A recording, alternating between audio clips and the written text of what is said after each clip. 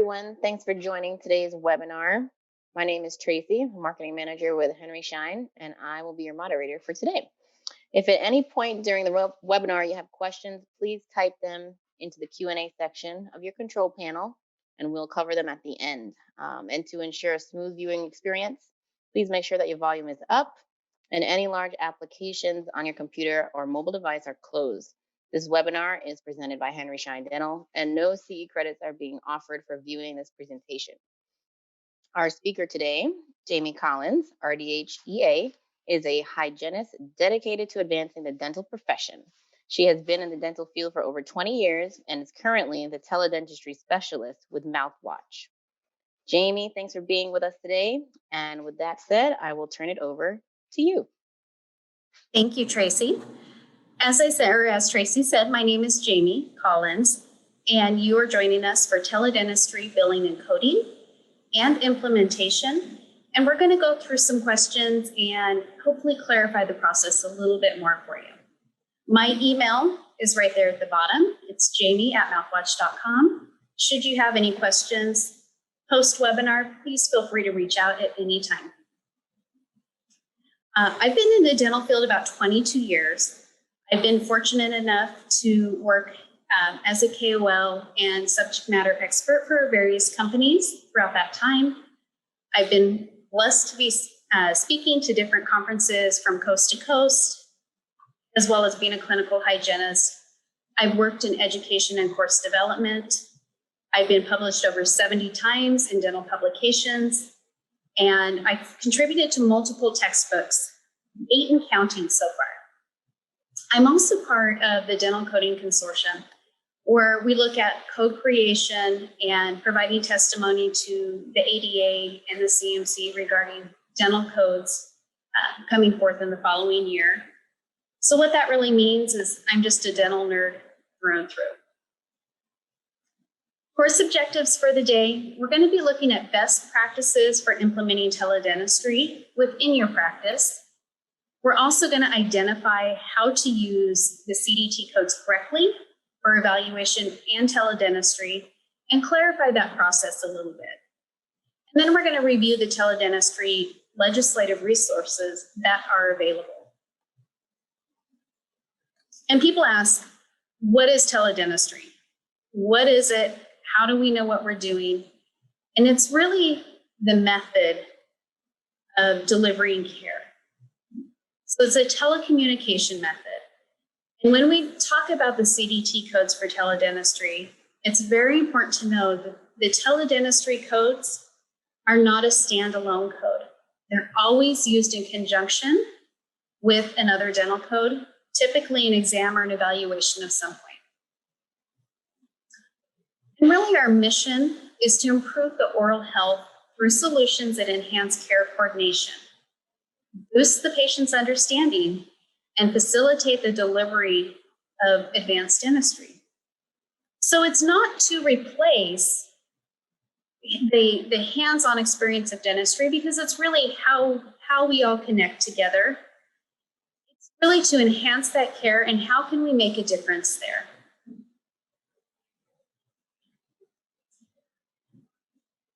At MouthWatch, we've been in the field of teledentistry for about 10 years at this point. And we've seen it evolve and we've seen it change. COVID has really brought it to the forefront of this vast range of dental settings we have as well.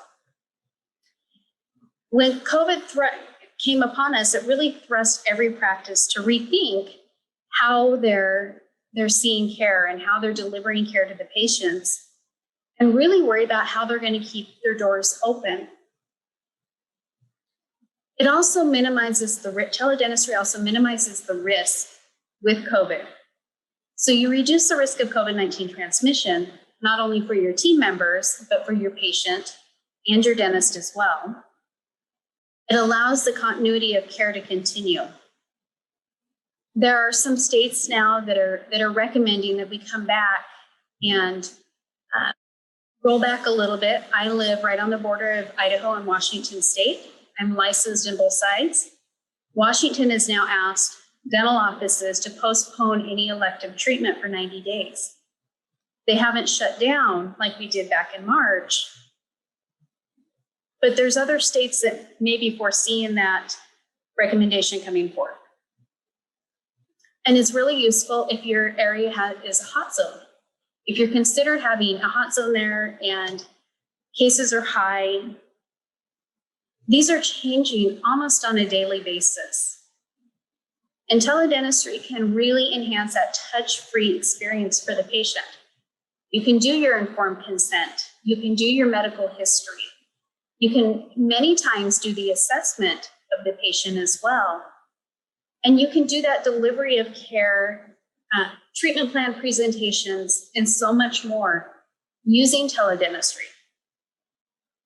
And it was used prior to an in-office visit to really evaluate the backlog of patients after reopening and to really shorten those wait times that we see with processing paperwork or having to do the screenings for a patient. When we can meet like you and I are today through the computer screen. Like I said, it's changing on a daily basis. The ADA recommendations, the CDC recommendations, OSHA recommendations, state public health decisions, regional decisions, and then the HIPAA changes we've seen during COVID. So the federal HIPAA penalties were waived temporarily as long as you were doing it in good faith.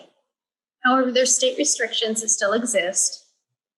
And then any of those violations may make you liable as well. You can still be held liable with COVID.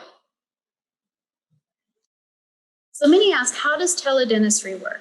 And there's really two main ways that those providers can transmit that patient information either from one provider to another provider or from provider to patient. And that can be through synchronous or asynchronous. Synchronous is the real-time, or we often consider video conferencing ability. So it requires both providers to be connected at the same time to discuss this patient, or it's the provider and the patient together through that video conference, meeting, discussing, evaluating that can happen. Asynchronous is a store and forward method.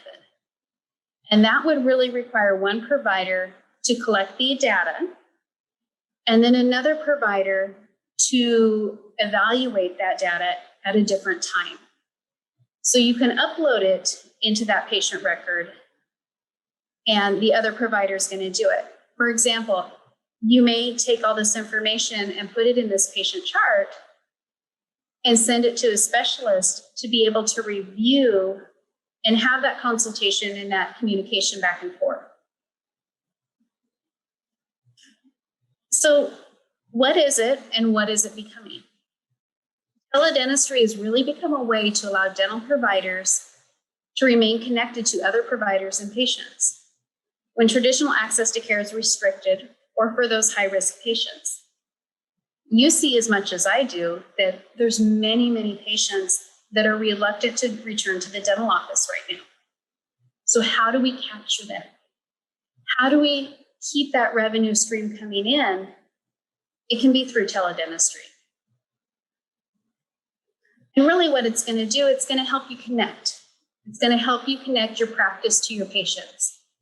It can help you connect your practice to your community, whether that be in an outreach program or really being that face within your community that's still able to treat these patients who may be reluctant or they may be in quarantine themselves at the moment. It can connect your team of providers and your referral network. We see many offices who are using it as part of their referral process.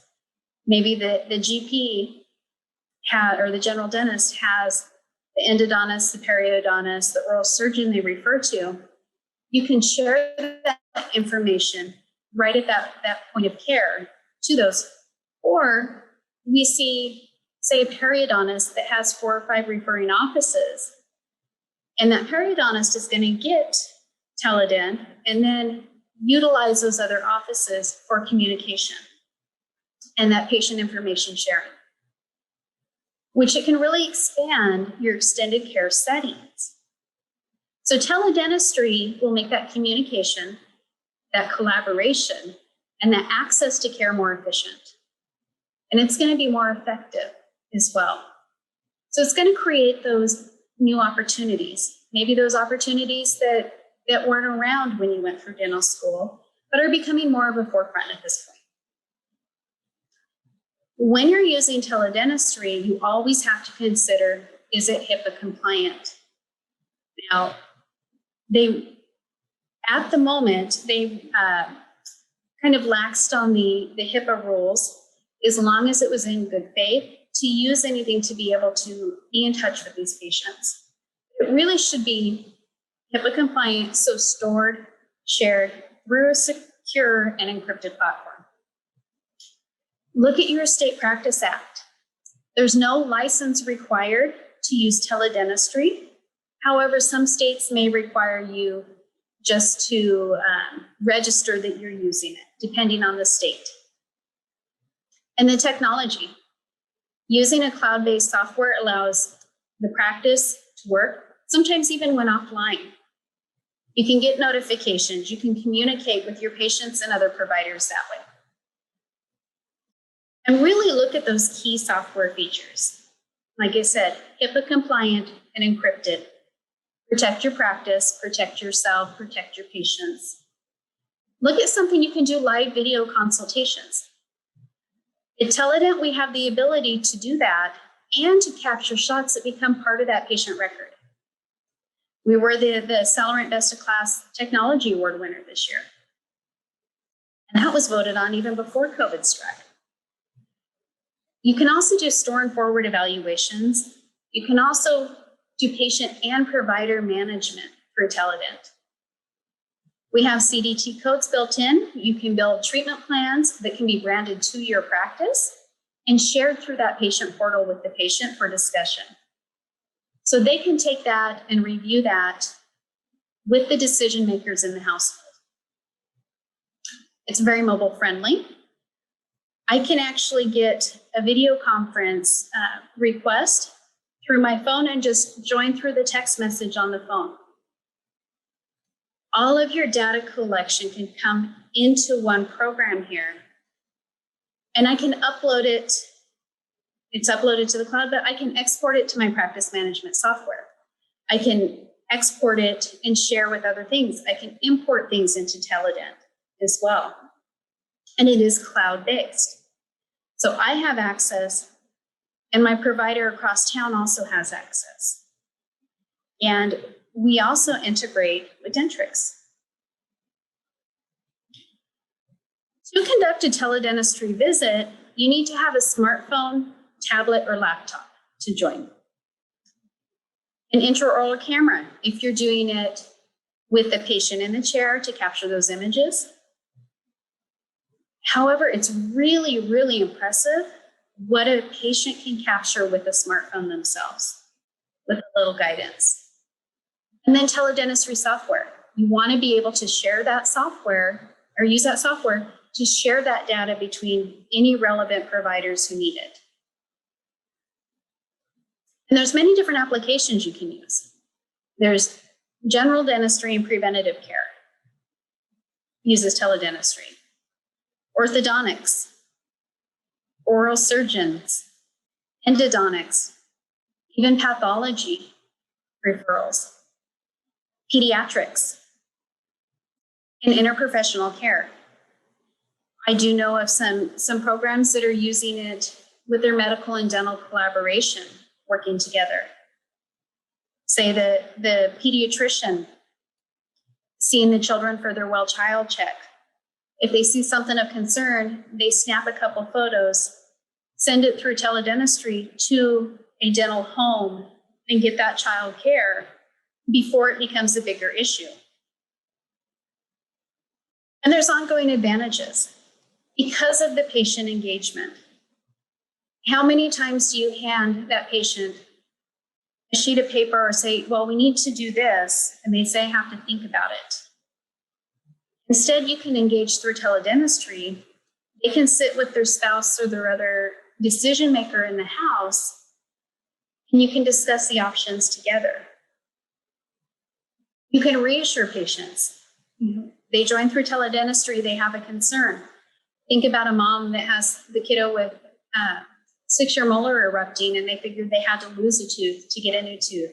So they're concerned about the swelling and the pain. You can reassure patients through it as well without them coming into your practice. Case consultation, care coordination, even between medical and dental, improved referral process. If I can send this to my periodontist to get this patient the care they need, they can get that care sooner rather than handing that patient a slip of paper saying, call the periodontist and schedule. How many times does that happen?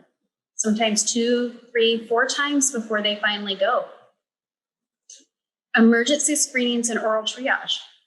That's huge with teledentistry. Those toothache appointments, to be able to triage those early. If the patient can capture an image, upload it to the patient portal, and you can look at that and say, well, that tooth is hopeless. We're going to be looking at an extraction. Or, you know what, we need extra time because we can restore that with a crown. You can save that chair time, you can save that PPE, and you can get that patient scheduled sooner rather than coming in for a limited eval. You can do that over teledentistry. And it can really optimize and change your workflow as well. So when we schedule patients in the office, it can be a new protocol. We're going to meet, we're going to discuss your concerns ahead of time, that initial meet and greet for new patients. That pre-appointment can be more face-to-face, like you and I are now, versus in the picture where we're just shy of a hazmat suit, it feels like, right? Since we've gone back during COVID. So fewer patients clinically in the office means more PPE preservation, and you're going to save money on that and the cleanup cost with it. You're going to meet that demand that you may have with the backlog of patients that were put off for anywhere from 6 weeks to 3 or 4 months, depending on the area. It works very well with patient care instructions and post-op visits. And you can really use teledentistry to reduce that front desk and promote that no-touch paperwork. They can fill out their documentation, they can submit it through the portal, and you're great to go from that aspect. You have that, you know what you're coming into before you come sit at the chair and see it for the first time. And you can prioritize patients according to need. Is it something that's emergent that we need to see right away? Or can that little tiny chip wait 2 months in hopes that we get a better handle on COVID and the exposure risk?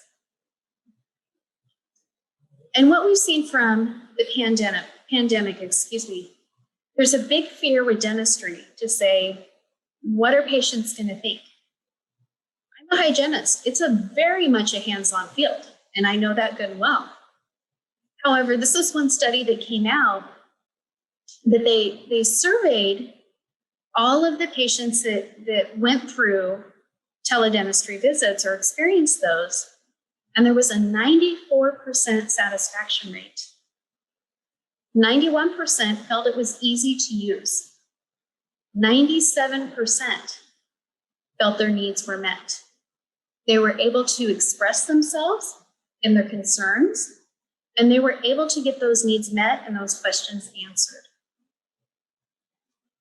I know when I've seen a medical doctor, we've done virtual visits, and like many of the people in our society, I've come to like those. It saves time, it saves drive time, it saves going in, and I can get my stuff many times, my questions answered. It's no different with dentistry. It's that screening point, that instruction, that post-operative, and really ensuring you still connect with those patients. And they're showing they're happy with it. Part of the same study we look at as well, we look at the patients that have had previous telehealth experience prior to their teledentistry visit, 79% of them had never experienced a telehealth visit prior. 91% of those said they felt they can understand the system and maintain the communication. And this really looked at all of the domains. This looked at patient satisfaction. It looked at ease of use. It looked at the effectiveness, their increased ability to access clinical care, the reliability, and how useful was it for the patient. What this tells us, I think patients are going to come to expect this. They're finding the ease of use. They're finding how I say ease of use, but I mean really finding out how convenient it is to be able to do this through teledentistry. When we look at reopening dental offices, we've reopened throughout the country. But we also had to prioritize our backlog of patients. So how are they able to do that? And we're prioritizing these patients. We can assess emergency care. What is urgent and what can wait? Who needs to be seen first? The non-urgent care, maybe we want to defer. If a patient is high risk or elderly or has underlying conditions, maybe we want to defer that treatment for the moment. Limited PPE, that's been the other story of 2020, correct? First it was masks. Now there's a glove shortage. There was sanitation wipe shortage. So it's a continual struggle. And supply and demand, our cost on those has gone up. So using teledentistry, you're going to save cost on that.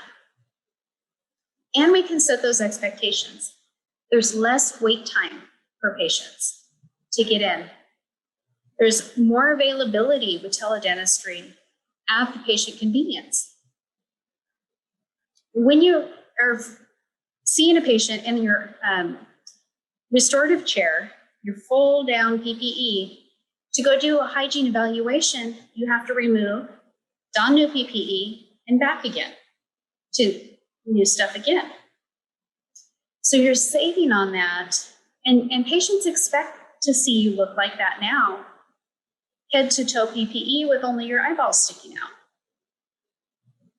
So you have a better understanding, a little bit of an understanding of the workflows and how you can put that in there. The biggest question I often get is billing and coding.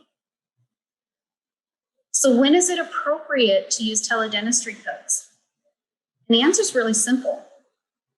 They should be used anytime an evaluation is completed or oral health education is completed using one of the teledentistry modalities, either synchronous or asynchronous. It is always, always used in conjunction with the service provided. So whether it is a limited oral evaluation, a reevaluation problem focused, a reevaluation post-op visit with your CDT codes.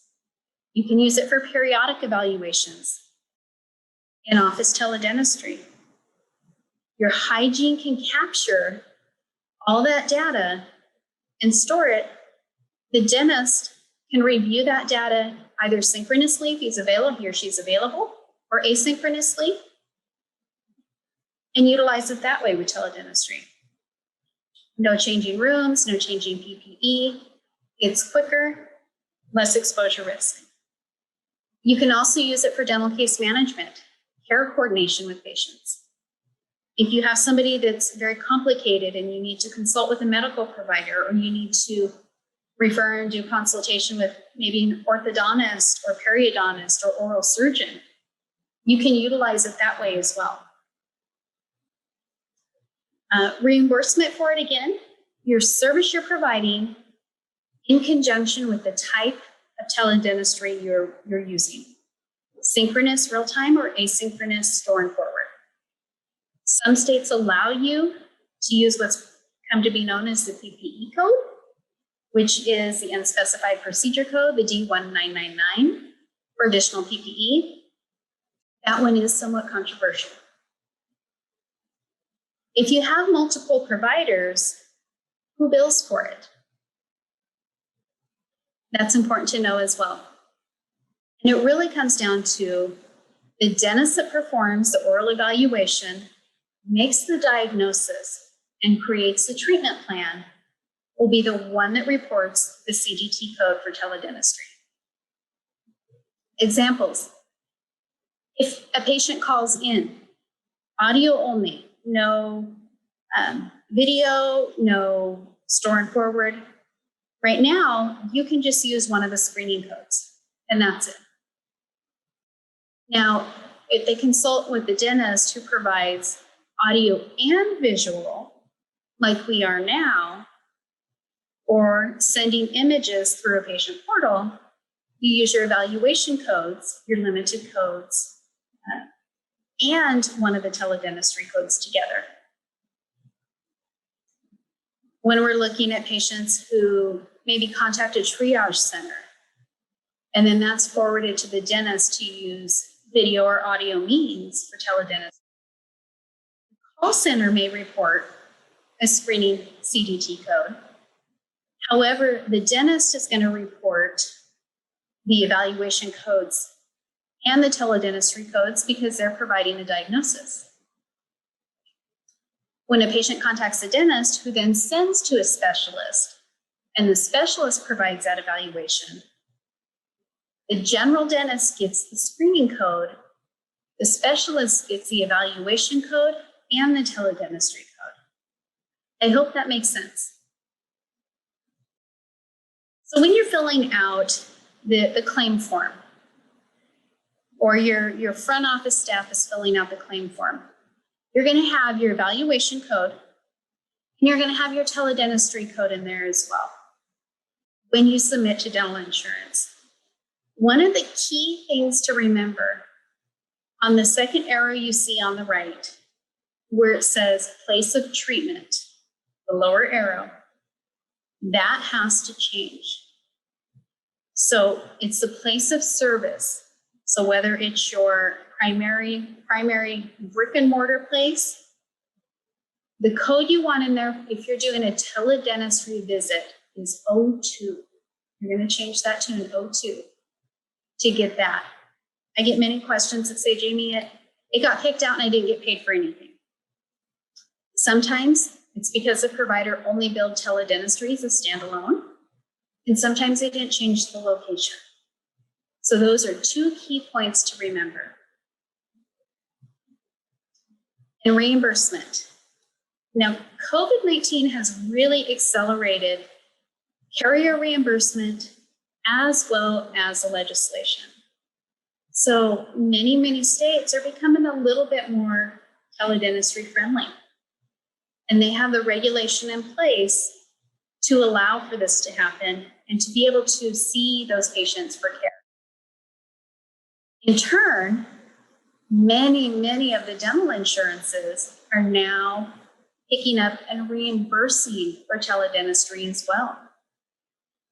Many of the Medicaid and state services, I think primarily most of them are doing that at this point. I know that Aetna, Liberty, MetLife, Principal, the Deltas, Guardian, Emeritus, Sun Life, just to name a few, all are reimbursing for teledentistry at this point, and many more are coming. Excuse me. The benefits of teledentistry are very far-reaching. And what we see is not only how offices are able to utilize to increase their patient load, because with the CDC recommendations, many of them at some point also said you need to allow time between patients in a room, in addition to all your air mitigation equipment. So you're seeing fewer patients in a day. You need to be able to make up for that revenue loss somehow. Teledentistry offers the ability to do that.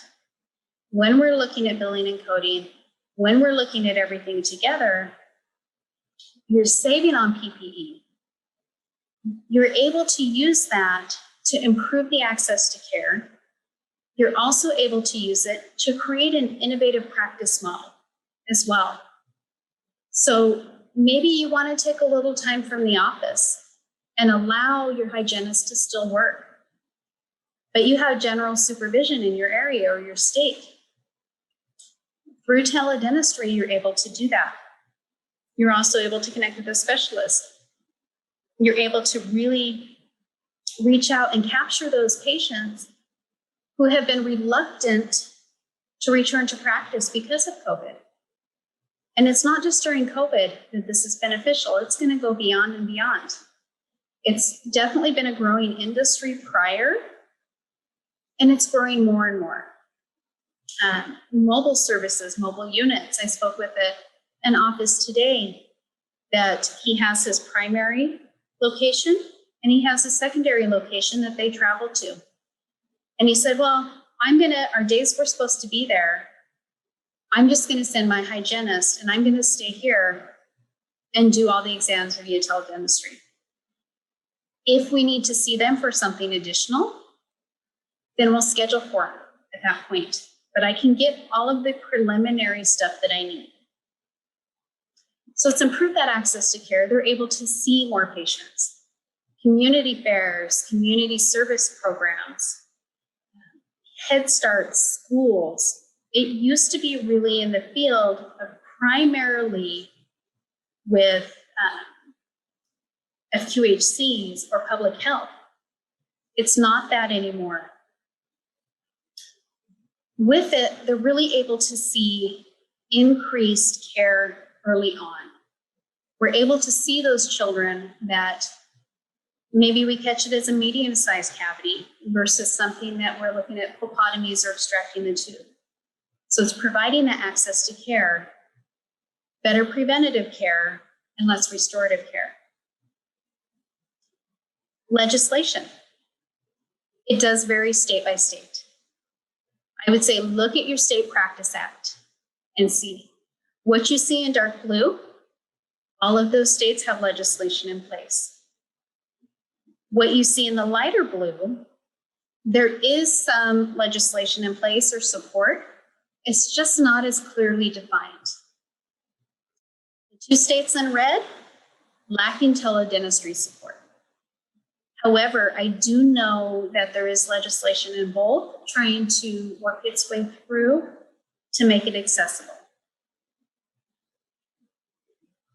If you're having hygienists within your practice, look at your State Practice Act.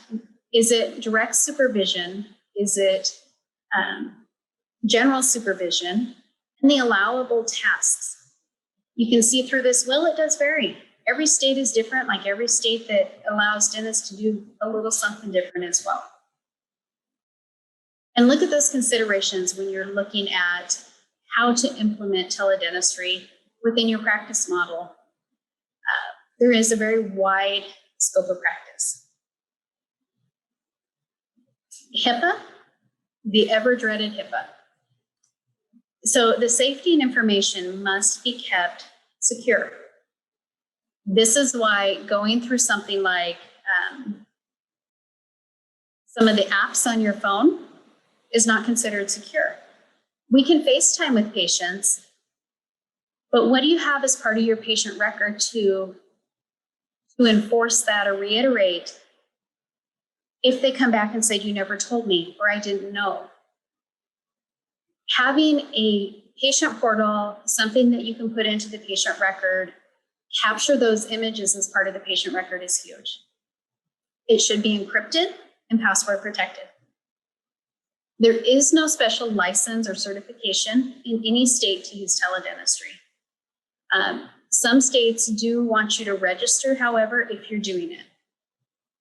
The only thing I would add to that is if you're using it in Texas, for example, you would only be able to see patients in the state you're licensed in. Being up here in Washington State, I wouldn't be able to see patients in Oregon because I'm not licensed in Oregon. And then look at your technology and your software. Again, ensure it's HIPAA compliant Ensure it has those safeguards to protect that patient information. You're protecting your practice as well. The cloud-based makes it very easy to use it on any device, and it is password protected. So whether it's synchronous or asynchronous. There has been question the legality of it and the concerns. Some say doing teledentistry can put you at a greater risk for malpractice. However, the bottom line is for malpractice insurance, if you're doing what you should be doing, you're fine. If you're complying with HIPAA, you're fine. As long as you're practicing within the state you're licensed. Follow the state rules and guidelines. Again, as a general rule, your malpractice insurance will cover you with any professional activities that are considered normal and customary underneath your license and your state act. So look at your state act as a resource. Here at MouthWatch, we monitor these all throughout as well. So being able to do that and see those is huge. I am here as a resource. I will share my email at the end as well. Some states require you to have a face-to-face to legally prescribe. So your patient can't call you on the phone to prescribe. So you have to have the face-to-face. We can do it face-to-face like we are here with teledentistry to do that.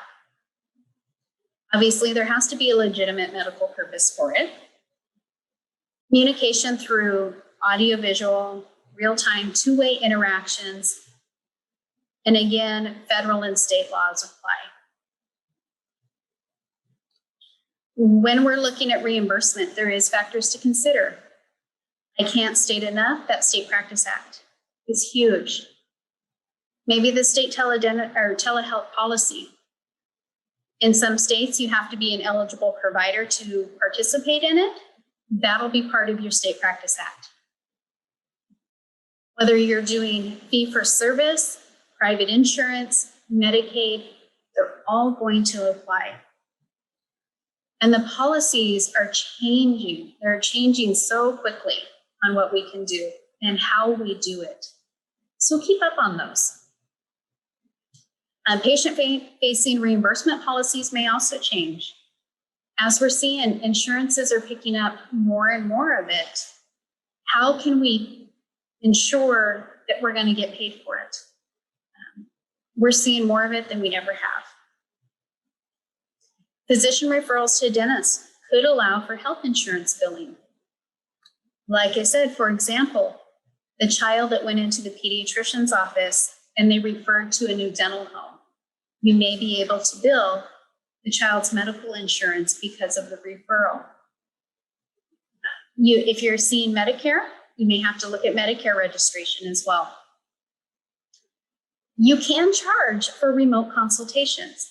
You can charge for teledentistry visits.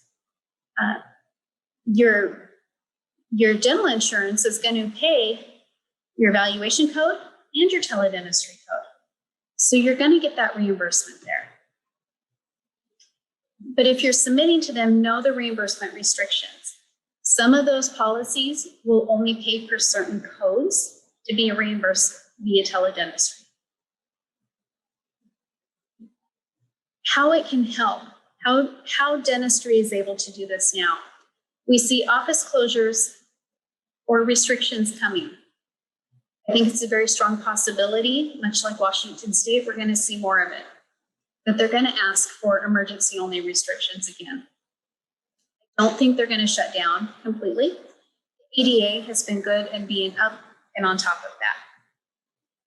But emergency screenings, we need to be able to prioritize and postpone as needed. What if we as providers have to quarantine or shelter in place and your office is closed physically? How can you still reach and interact with these patients? You can do that through teledentistry. Or the same for the patients. If they are quarantined or have to shelter in place, but they call you up and they're swollen out to here, how can you see them? You can't see them in your clinic under safeguards, but you can see them through teledentistry and make the appropriate prescribed to reduce that if you need to. Patients that are in the middle of treatment, you can evaluate, you can do post-op, those healing processes. There's also restrictions on mobile dentistry settings right now. It's a way to still reach those patients and being able to interact. We can also reassure the patients. When the patients call, they think something's wrong or I broke a tooth, and it's just a tiny chip. Maybe that can wait. That's not emergent.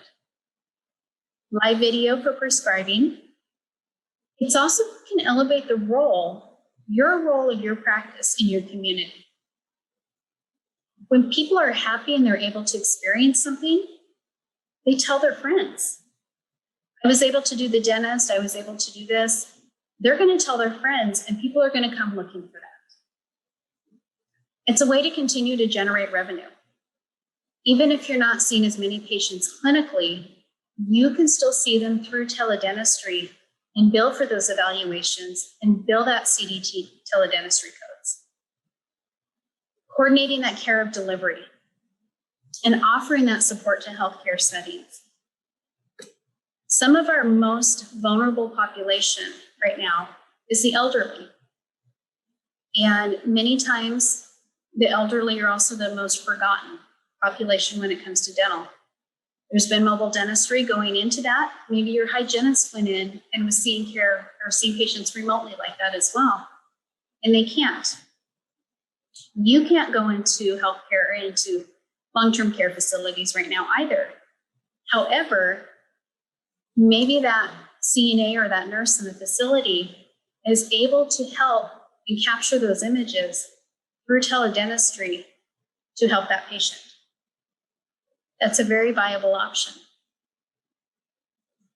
When we look at and review, synchronous, our D9995 code is the live real-time encounter video call, and it's delivered at the time of service is when you're going to bill that. The asynchronous, the D9996, is the store and forward method. That's where that information is gathered and sent to the dentist for review. Dentist, you can review that, make your diagnosis, reach out to the patient either through messaging or through schedule a video conference to discuss the options. It's also going to increase your case acceptance when you can meet them face to face. Now, the codes do not state the service you're providing, but the method of delivery of that service. Again, always used in conjunction with diagnostic or evaluation codes. And they must be performed, on a HIPAA compliant platform. You have to protect that PHI. And that is something, even with the relaxed ways to do it, if you compromise that, even accidentally, you are still liable when it comes to HIPAA and the regulations. And it can be used to change the workflow, enhance your workflow. It can increase the revenue, it can save time, it can save on the PPE burn within your practice. I don't know of a dentist that I talk to that doesn't complain of the cost and the amount of PPE they're going through right now. You've endured a huge cost to have to update your office and operatory, putting in plexiglass, putting in air purifiers. Everything that's recommended, you've done, for the most part. Teledentistry is a way to optimize that workflow and continue. I want to thank you for joining me. I've left us enough time for some questions. Should you have them, please enter them in the Q&A box. My email is at the bottom. I am available as a resource should you have questions. We also at Teledent, MouthWatch and Teledent, offer a 30-day free trial. I am happy to put you in connection with the right people, or just visit mouthwatch.com. Thank you. Thank you, Jamie, for that great presentation. We do have a few questions here. The first one, can this product be used by dentists in other countries, and pricing? And it is not available in Canada right now because of the rules. Depending on the country, we are available. So it'd be very dependent on the country. If you want to shoot me an email, let me know where you are, and I'll definitely be happy to look into it. Can teledentistry be done through Zoom or Skype without purchasing software? Through Zoom Health, it has been approved. Through Skype, it is not. It can be done, but I would warn you about the fact that you have no way of gathering that patient data through there for your patient records. You can't capture images, you can't save the images to become part of the patient chart. So if that patient goes back, you have no way to prove it with liability as well and to protect that. Okay, would dental hygiene students require a licensed practitioner with them during patient teledentistry evaluations? I do have many, many dental hygiene programs that are using it, as well as dental programs throughout the country.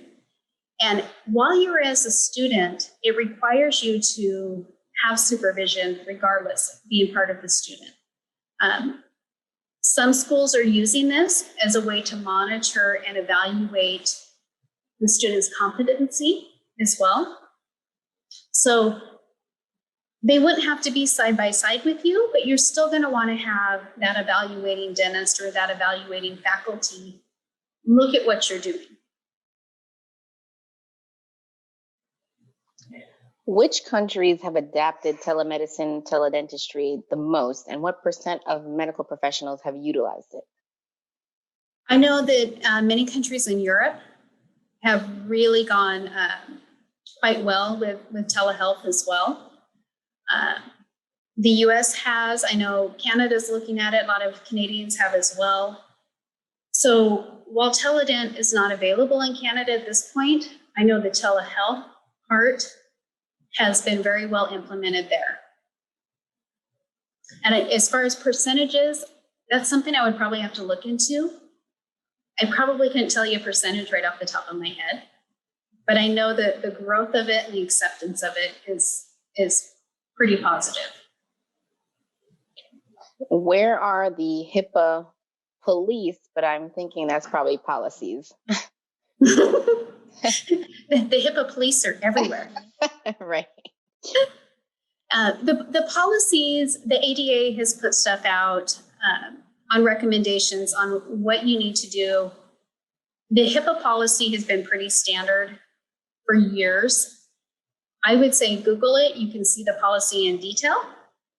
I do have a link to the questions regarding what you can do, what's acceptable with teledentistry at this point as well. Can we use email for store/forward consultation? No, that lets you hang out a mile because email can be hacked. It's not encrypted. That will put you at liability risk. What other PM software do you integrate with besides Dentrix? So right now it is with Dentrix. We're going to be announcing a couple of them here very shortly that are in the works within the next couple months. I don't know that I'm able to share those right at this moment on such a vocal platform, but shoot me an email, let me know what one you use, and I can kind of tell you if it's on the radar or not in the near future. Does Teledent have an app they recommend using that patients have to also download to upload photos and any other consents, paperwork, etc.? So right now, the patient is going to create their portal. How you go in is you go in and you put in the patient information into Teledent, first name, last name, date of birth. Or if you're using Dentrix, you can pull it straight from Dentrix. And what it's going to do, you can send the patient an invite to join the patient portal. They join straight from the email, set their password, acknowledge a consent to use teledentistry. They can, in their portal, they can chat directly with you. They can upload things directly from their smartphone right into that portal chat, and it'll become part of the patient record. into their collected data. Now, I will also add only the provider can initiate a video call. So a patient is not going to call you at 10 o'clock on a Wednesday night because they don't have the accessibility to initiate those calls. Those will only come from you. However, they can send you a message through the portal. Can a dentist diagnosis carries with a registered dental assistant on site? I'm sure, can a dentist diagnosis carries with a registered dental assistant on site or even the daycare worker at the designated daycare? I would defer that to your state practice act because all 50 states have 50 different practice acts and what they allow. And without knowing exactly where you are and taking a look at it, I think probably the best choice would be look at your practice act and see if that is allowed there. To obtain the service with Teledent, is there a one-time cost for the software similar to practice management software like Dentrix, or an ongoing cost for the service? There is a monthly cost for the service. It will grant you a couple users. So maybe it's the dentist and the hygienist, or the dentist and a referring provider. You can add additional users to your plan. Like I said, there is an initial, there's a 30-day trial, but there is a monthly cost after that. What risk or liability does your company assume with your product? Risk or liability, we do have the encryption and everything else. I would probably defer that part of it to our legal team on that end, because that has not been my area of expertise. Okay, here, I might need to read this again for you, but it first starts out with, what codes do you use for face-to-face prescriptions? And then, can a new patient exam with a hygienist comprehensive collection be billed so hygienists can start the perio treatment in a face-to-face conference? Hygienist in office and doctor remote. Yes. So with the comprehensive evaluation, that's also going to depend on the particular insurance company. So some may approve it and some may not for the comprehensive. For periodic, generally, yes. But being able to do that initial consultation to let the hygienist start perio treatment, I would check with the particular insurance company because that is going to be their call on it. However, if the doctor is reviewing, you can import x-rays into Teledent, you have the intraoral images, you can upload the perio chart into it as well. So the doctor would be able to access all of that information within Teledent. Does Teledent offer an option for patients to pay any estimated patient portions for their virtual visit directly through the Teledent portal? At this time, no. However, it is on our roadmap of our wish list of what we want to add to it in the near future. And finally, and you might have covered this, do you integrate also with Dexis? So Dexis is the imaging software. So within that imaging software, our cameras integrate with any of the imaging software. Teledent is separately. So there is not the ability to take x-rays within Teledent. However, you can import them in there. I hope I answered that clearly enough. Okay, great. Well, those are all the questions that we have. So thank you again for your presentation today, Jamie, and thank you everyone for attending the webinar. You will receive a link to view the recording of today's presentation in the coming week via email. And so on behalf of Henry Schein, thank you for attending, and everyone, including you, Jamie, of course, have a great night. Wonderful. Thank you very much. Thank you. Bye, everyone.